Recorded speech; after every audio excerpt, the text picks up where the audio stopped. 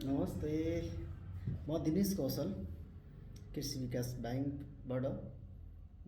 आज म यो शैक्षिक कर्जा ब्याङ्कबाट कसरी लिन सकिन्छ भन्ने सन्दर्भमा अ, एउटा स्टुडेन्टले ब्याङ्कमा आउँदा के लिएर आउनुपर्छ अनि कसरी त्यसको लोन प्रपोजल चाहिँ ब्याङ्कले एक्सेप्ट गर्छ भन्ने सन्दर्भमा केही कुराहरू म चाहिँ सेयर गर्न चाहन्छु एज अ ब्याङ्कर। सबभन्दा पहिला 3 प्रकारका डकुमेन्ट्सहरू हामीले ब्याङ्कमा ल्याउनुपर्छ अथवा 3 प्रकारका डकुमेन्ट्सहरू हामीले ब्याङ्कलाई अ, मेरो प्रपोजल्स एक्सेप्ट होस् भन्ने सन्दर्भमा हामीले ब्याङ्कमा प्रस्तुत गर्नुपर्छ। सबभन्दा पहिलो 1 नम्बरमा मोर्टगेज रिलेटेड डकुमेन्ट्सहरू अर्थात् धितो। तपाईँले लोन लिनको लागि जुन प्रक्रिया गर्नुहुन्छ धितो दिने, नेपालमा नेपालमा अहिले पनि त्यही प्रिमिटिभ कन्सेप्ट छ लोनको।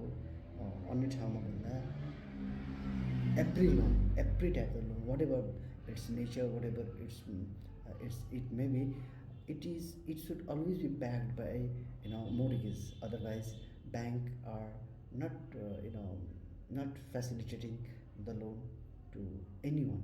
So whatever the loan nature, you must submit the you must give collateral to the bank, so as the bank become more much confident to facilitate you. So for the educational loan you have to submit 3 types of the documents. One is mortgage related document. You must submit this one. And then second one is your income proof document must be shown, or you say it should also be submitted to the bank.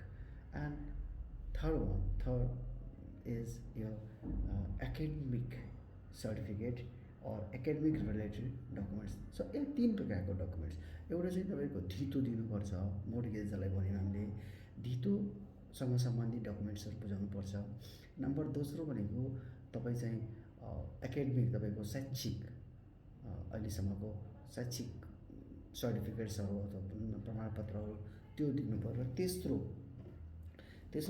भनेको तपाईँको income proof, income justifiable सर्टिफिकेट्सहरू दिनुपर्छ, जसले गर्दा bank चाहिँ confidently तपाईँलाई loan चाहिँ तपाईँले proposal राखेको लोन चाहिँ उसले दिन सकोस्। सो पहिलो कुरा गरौँ मोर्टगेज भने धितोसँग सम्बन्धित डकुमेन्ट्सहरू के हुन् त। सबभन्दा पहिलो कुरा, जुन तपाईँले धितो दिँदै हुनुहुन्छ त्यसको लाल पूर्जा चाहिन्छ। दोस्रो, त्यो धितो अथवा लाल पूर्जाको तिरो तिरेको छ कि छैन त्यो तिरो चाहिँ दिनु पऱ्यो। त्यो चालु आर्थिक वर्षकै तपाईँले के दिनुपर्छ भने तिरो तिरेको दिनु पऱ्यो। त्यसपछि तपाईँको 4 किल्ला चाहिँ तपाईँले बनाएको हुनुपर्छ र चाहिँ यो म्याप अथवा ब्लु प्रिन्ट भनौँ न, ब्लु प्रिन्ट एन्ड ट्रेस नक्सा पनि तपाईँले दिनुपर्छ। यदि तपाईँको त्यो धितोमा कुनै किसिमको घर अथवा बिल्डिङहरू बनेको छ भने घर सम्पन्न कागज, त्यसको म्याप र घर भएको लेखिएको कुरा त्यहाँ चाहिँ 4 किल्लामा उल्लेख भएको हुनुपर्छ। यसरी चाहिँ तपाईँको मोर्टगेज रिलेटेड जुन डकुमेन्ट्स छ त्यो तपाईँको एउटा एक प्रकारको डकुमेन्ट्स जुन एकदम इम्पोर्टेन्ट डकुमेन्ट्स हो त्यो चाहिँ हुनुपर्छ। दोस्रो महत्त्वपूर्ण डकुमेन्टको रूपमा तपाईँको एकाडेमिक डकुमेन्ट्समा तपाईँको सर्टिफिकेट्सहरू हुन्छ।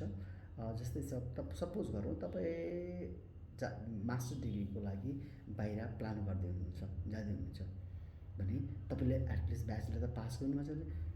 एसएलसीदेखि ब्याचलरसम्मको सबै सर्टिफिकेट्स तपाईँले के गर्नुपर्ने हुन्छ, सबमिट गरेको हुनुपर्छ। अर्थात् तपाईँले एसएलसीको मार्कसिट, ट्रान्सफर सर्टिफिकेट्स, क्यारेक्टर सर्टिफिकेटदेखि इन्टर र ब्याचलरको सबै सर्टिफिकेट्सहरू तपाईँले के गर्नुपर्छ, एकट्ठा गर्नुपर्छ।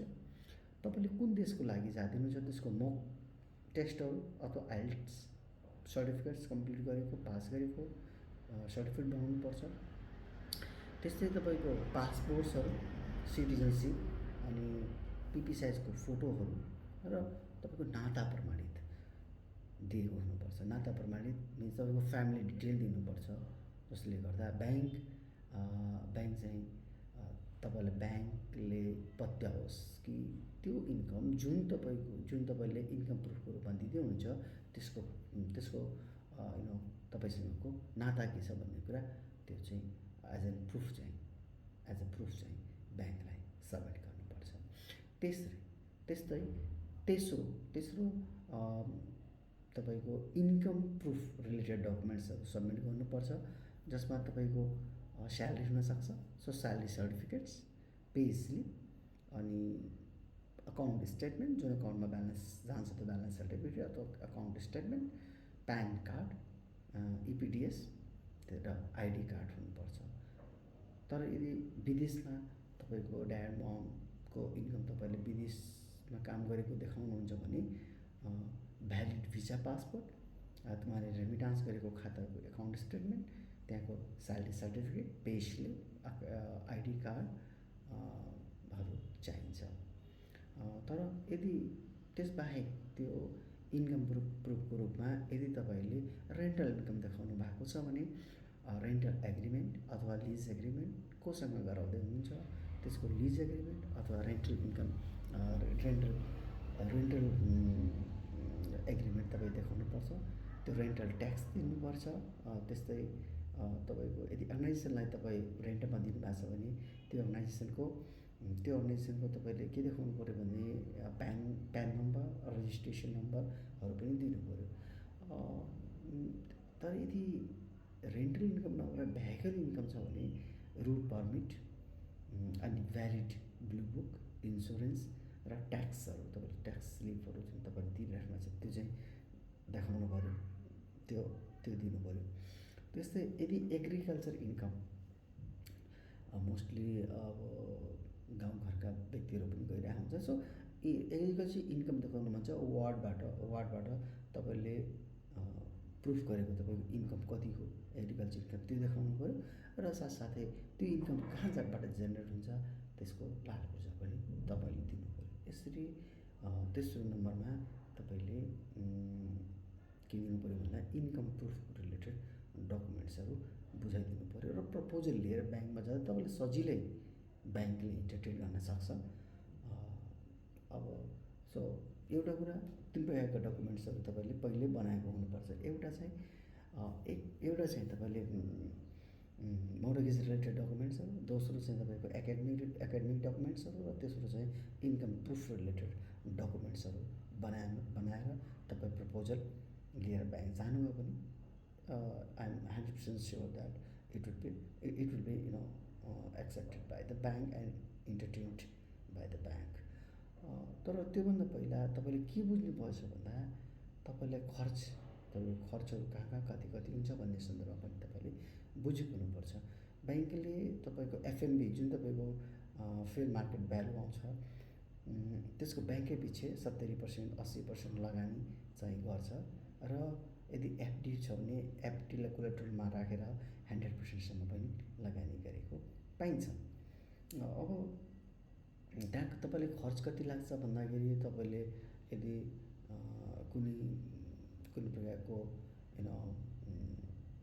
एग्रिकल्चर इन्कम जस्टिफिएबल सर्टिफिकेट बनाउनुहुन्छ भने वार्डमा भने वार्डले तपाईँसँग चार्ज लिएर एउटा सर्टिफिकेट जारी गर्न सक्छ। सो त्यहाँ पनि तपाईँलाई खर्च लाग्यो।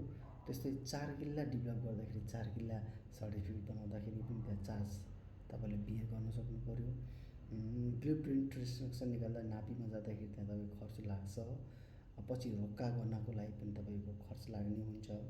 ब्याङ्कले तपाईँको जुन लोन फेसिलिटिज दिन्छ त्यसको 0.75% सर्भिस चार्ज लिन्छ। त्यस्तै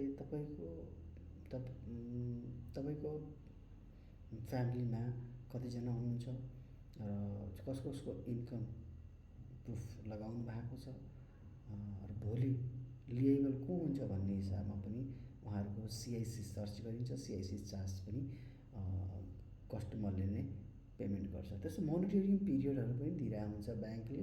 मोनिटरिङ पिरियड भनेको त्यो बेलामा तपाईँले अब जानु बित्तिकै स्टुडेन्टले पैसा जेनेरेट गर्न सक्दैन, पढ्नलाई गाह्रो हुन्छ, त्यही भएर सर्टेन मोनिटरिङ पिरियड पनि दिनसक्छ, 1 महिना 2 महिना अथवा नदिएको हुनसक्छ। त्यो ब्याङ्कमाथि निर्भर गर्छ र तपाईँको इएमआईले जस्टिफाई गर्छ भने इन्कम तपाईँलाई ब्याङ्कले सजिलै लोन दिन्छ। धन्यवाद। आजको लागि म यति भन्दै तपाईँहरूको दिन शुभ रहोस्। धन्यवाद।